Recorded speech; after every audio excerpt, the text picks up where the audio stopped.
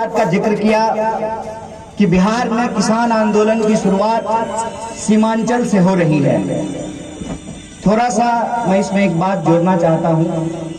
शुरुआत नहीं हो रही है, लेकिन ये पूर्णिया की धरती है, ये इलाका सीमांचल का इलाका है और यह साल महान कवि, महान कहानीकार फणीश्वर नाथ रेणु का जन्म शताब्दी वर्ष है। और उस कवि को याद करते हुए हम यह कहना जरूर चाहते हैं कि यह आगाज जो पूर्णिया से हुआ है, यह पहला बेशक ना हो, लेकिन एक महत्वपूर्ण मुकाम जरूर हासिल करेगा।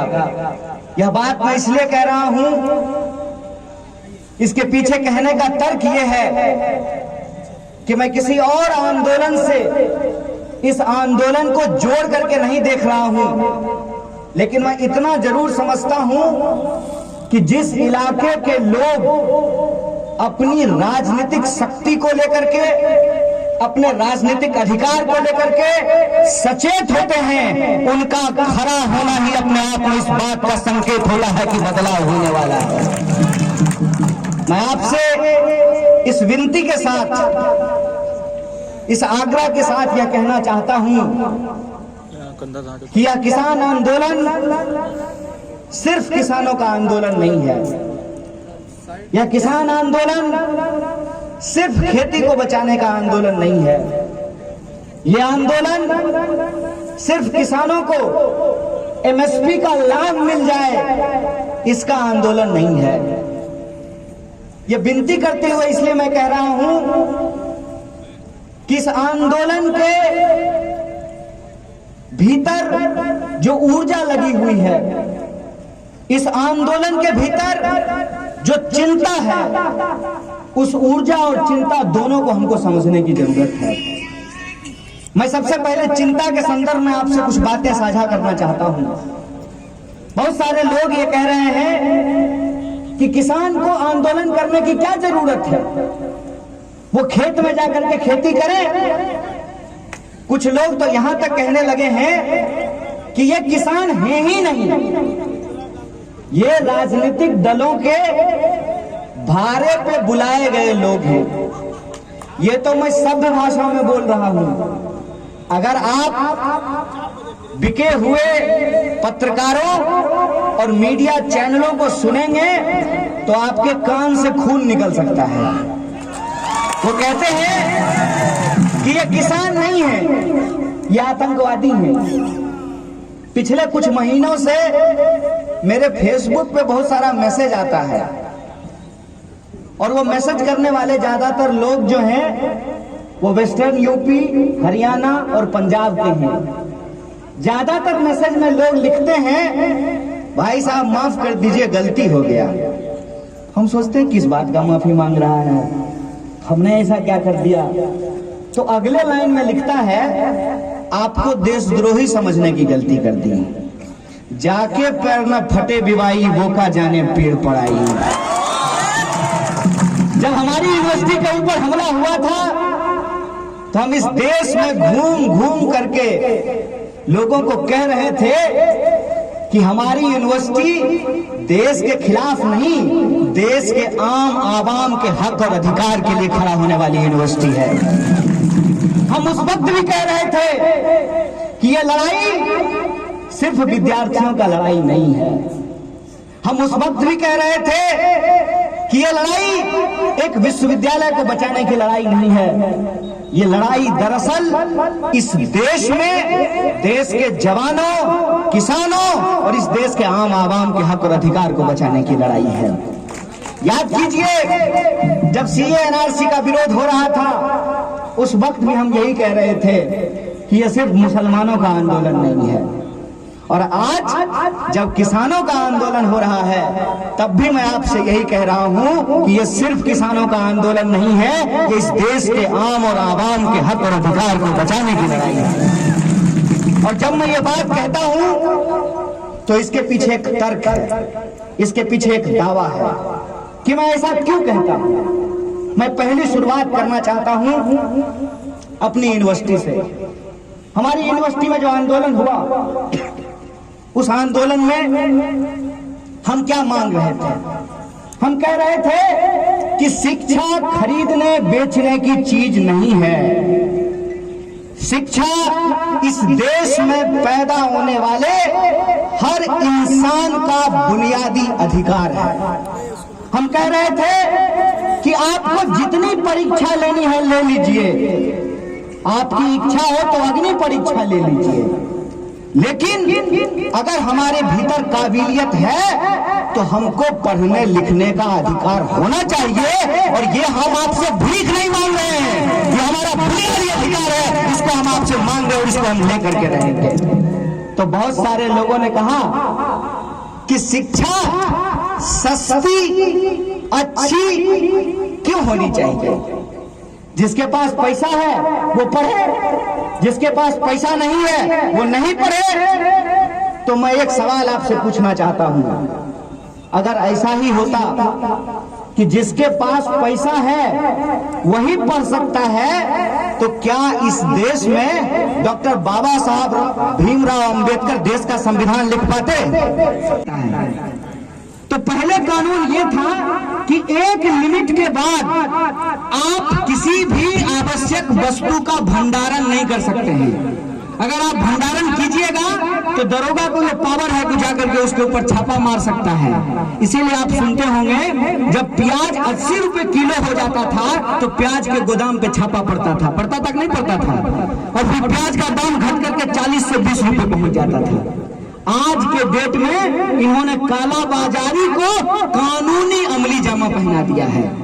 ये पूरा का पूरा लड़ाई, इसीलिए मैं कहता हूं कि सिर्फ किसान की लड़ाई नहीं है, ये इस देश के आम और आवाम की थाली में रोटी नमक प्याज दाल रहेगा कि नहीं रहेगा, ये उसकी लड़ाई है। इस बात को हमको समझना चाहिए। इसीलिए इस लड़ाई को सिर्फ फार्मर के तौर पे नहीं बल्कि इस देश में सिटीजन के तौर पे, कंज्यूमर के तौर पे हम लोगों को लड़ना पड़ेगा। बनिए, इसके लिए आप तैयार हो कि नहीं है?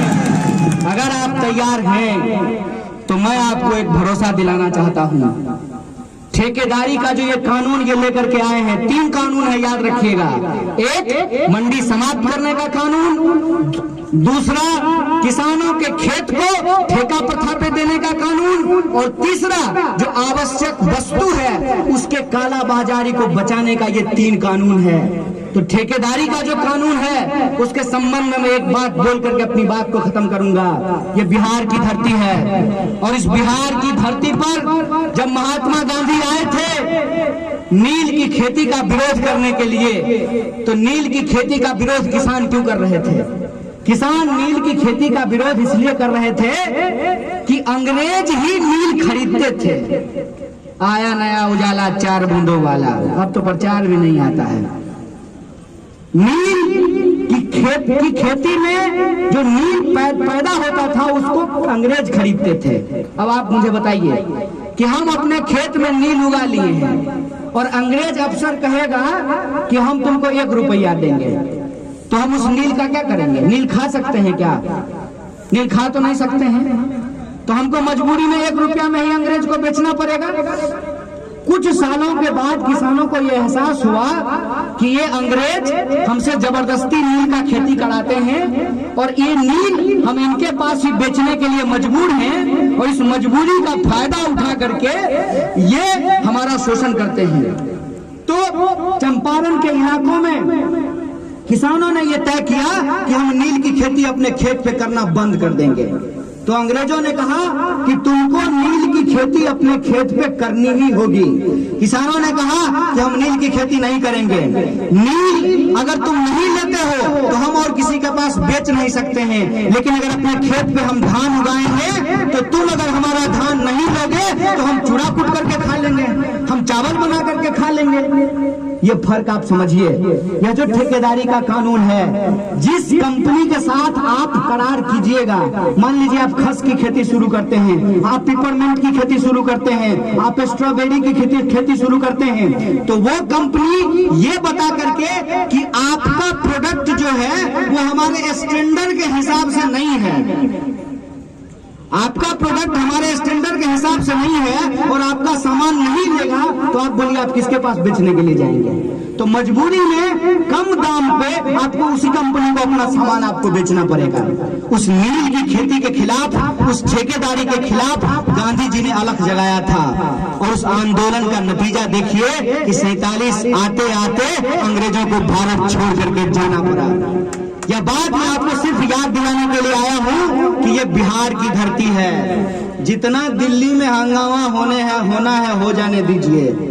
जब तक आंदोलन की अलग पूर्णिया और पटना से नहीं होगी तब तक मोदी का कुछ होने वाला नहीं है। इसीलिए मैं आपसे कहता हूं कि अगर इस लुटेरी सरकार को आप बदलना चाहते हैं तो आंदोलन की आगाज उत्तर प्रदेश के पूर्वी इलाकों से और बिहार की धरती से हमको करना पड़ेगा। तभी हम इस सरकार को उखाड़ करके फेंक सकते हैं। किसानों और मजदूरों के हक और अधिकार के लिए जय जवान जय किसान और जय संविधान के संकल्प को पूरा करने के लिए इस लड़ाई को हम आगे बढ़ा सकते हैं। बोलिए इस लड़ाई में, इस संकल्प में आप लोग एकजुट होने के लिए तैयार हैं कि नहीं है? पक्का है ना? तो अभी इस मंच से हमारे आयोजक साथियों ने एक घोषणा की है कि 14 तारीख को वैलेंटाइन डे है, मना लीजिएगा। क्या वैलेंटाइन डे के विरोधी नहीं है हम लोग? दीजिए गुलाब फूल, कोई दिक्कत नहीं है, लेकिन गुलाब भी बाबू खेती में होता है। और भगत सिंह की जो आर्मी थी जिसका नाम था हिंदुस्तान सोशलिस्ट रिपब्लिकन आर्मी, उस हिंदुस्तान सोशलिस्ट रिपब्लिकन आर्मी का एक कोडवर्ड हुआ करता था। क्या था कोडवर्ड? गेहूं और गुलाब। कोडवर्ड क्या था? आज वही समय आया है। 14 तारीख को गुलाब दीजिए, लेकिन गेहूं बचाने के लिए पुलवामा शहीदों की याद में जंगल मार्च निकालिए और 18 तारीख को जो किसानों का आह्वान है उस आह्वान के साथ खड़े होइए। मैं आपको यह बात कहना चाहता हूं कि सरकार का गरूर कितना भी क्यों न हो, जब जनता सड़क पर उतरती है तो गरूर भी टूट करके गिरता है। इस सरकार का गरूर भी तोड़ेंगे और बिहार में, देश में किसानों और जवानों के संकल्प के साथ जय जवान जय किसान और जय संविधान के नारे के साथ इस लड़ाई को आगे बढ़ाएंगे। इन्हीं शब्दों के साथ आप तमाम आयोजकों का और आप तमाम लोगों का शुक्रिया अदा करते हुए धन्यवाद कहते अपनी बात को खत्म करूंगा। शुक्रिया। इनकलाब जिंदाबाद, हमारी एकता जिंदाबाद। खरीद नहीं होगी, अगर खरीद होगी तो यह आपराधिक होगा और जो लोग ये काम करेंगे उनके ऊपर मुकदमा किया जाएगा, उसको जेल में डाला जाएगा। इसको लिखने में कोई दिक्कत है क्या? सरकार क्यों नहीं लिख रही है? सरकार अगर लिखेगी ना तो मार जूता जूता इनका मुंह फुला देगा। कौन कौन कौन मुंह फुलाएगा? और ये जो दिन रात भजन होता है मोदी मोदी, ये भजन बंद हो जाएगा। क्या उस चैनल का मालिक कौन है? उस चैनल का मालिक कौन है? तो सरकार जिसकी करती है दरवानी उसी का है चैनल, और जिसका है चैनल वही आज आने वाले समय में क्या खरीदना चाहता है? आपका खेत, आपका फसल, आपकी किसानी, आपकी खेती, और आपको क्या बनाना चाहता है? आपके ही खेत पर गुलाम।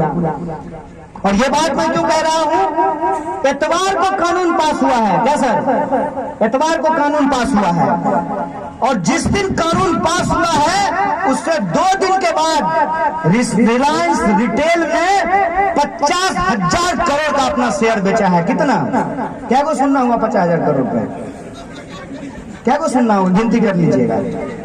50,000 करोड़ का शेयर बिका है। किसका? रिलायंस रिटेल का। पूर्णिया में कोई रिलायंस रिटेल का दुकान देखे हैं?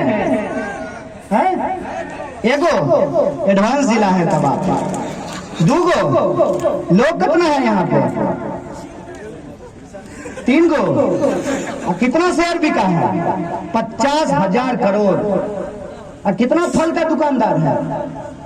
फल का क्या गो रेडी लगता है पूर्णिया में? गिने हैं? है गिनती? क्या गो आलू का दुकान है गिनती? क्या जगह गेहूं मिलता है? गल्ला का दुकान है गिनती? तो आप गरीब से गरीब होते जा रहे हैं और चोरबा अमीर से अमीर होते जा रहा है, और ये हमको समझ में नहीं आए। इसीलिए शाम को टीवी पे बैठ करके एगो टोपी पहन लेगा, एगो तिलक लगा लेगा, मोर तलवार निकालेगा टीवी पे, नकली बॉक्सिंग करेगा वहां पे। एक तरफ देश की लूट, देश के किसानों की लूट, देश के मजदूरों की लूट, देश के यूनिवर्सिटीज की लूट, देश के रेलवे की लूट, देश के LIC की लूट, देश के BSNL की लूट। एक तरफ देश की संपत्ति लूटी जा रही है और दूसरी तरफ क्या किया जा रहा है? हिंदू मुसलमान, मंदिर मस्जिद, टीका टोपी दाढ़ी। बताइए, इस देश के लोगों को यह समझना पड़ेगा कि हम गंभीर संकट से गुजर रहे हैं। और संकट सिर्फ ये नहीं है, ये तो सस्ता फोटोकॉपी है। ये जो पार्लियामेंट में बैठा है, कभी रोता है कभी हंसता है, ऐसा लग रहा है जैसे अल्लाह रुदल का डांस चल रहा हो। ये तो सस्ता फोटोकॉपी है। असल चुनौती इस देश के सामने ये है कि एक तरफ अमेरिका चाहता है इस देश के बाजार को कब्जा कर लेना, दूसरी तरफ चाइना चाहता है इस देश के बाजार को कब्जा कर लेना। आप बताइए, 135 करोड़ का यह देश, जहां महात्मा गांधी, फणीश्वरनाथ रेणु, नक्षत्र मालाकार, कर्पूरी ठाकुर जैसे लोग पैदा हुए, यह महान धरती, ये भारत भूमि जो अपनी आजादी को सेलिब्रेट करता है। एक तरफ उस देश के 135 करोड़ लोग हैं, उनकी आजादी का सवाल है, दूसरी तरफ ये लुटेरे और बेईमान इस देश को कब्जा कर लेना चाहते हैं। इसीलिए मैं कहता हूं कि ये लड़ाई सीधे तौर पर देश बचाने वालों और देश बेचने वालों के बीच में है। आप तय कर लीजिए कि आप किसके साथ खड़े हैं। बोलिए, बचाने वाले के साथ है कि बेचने वाले के साथ है? ये लड़ाई किसानों और बेईमानों के बीच है। ये लड़ाई हेलीकॉप्टर और ट्रैक्टर के बीच में है। ये लड़ाई आप सीधे तौर पे समझ लीजिए कि एक तरफ वो लोग हैं जो 1947 में हमको आजादी मिली है, जो संविधान ने जो हमको अधिकार दिया है, उस संविधान को बचाने वाले लोग हैं। दूसरे लोग वो हैं जो अंबानी और अडानी के दरवाजे पे आज दरबानी करने के लिए तैयार है। आज इस लड़ाई में हर एक इंसान को अपनी पहचान को छोड़ करके एक भारतीय होने के तौर पे इस आंदोलन में शरीक होना चाहिए, उसको अपना समर्थन देना चाहिए, क्योंकि आने वाले वक्त में हम छोटी छोटी चीजों के लिए मुहताज हो जाएंगे। दूसरा कानून क्या है? दूसरा कानून है एसेंशियल कमोडिटी एक्ट। क्या कहता है essential commodity act? Essential commodity act कहता है कि जितना मन करे उतना काला बाजारी कर लो। एक बात बताइए, खेती किसानी करने वाले लोग, अगर आपको हमारा वीडियो पसंद आया हो तो इसे लाइक करें, सब्सक्राइब करें और साथ ही बेल आइकन दबाना ना भूलें।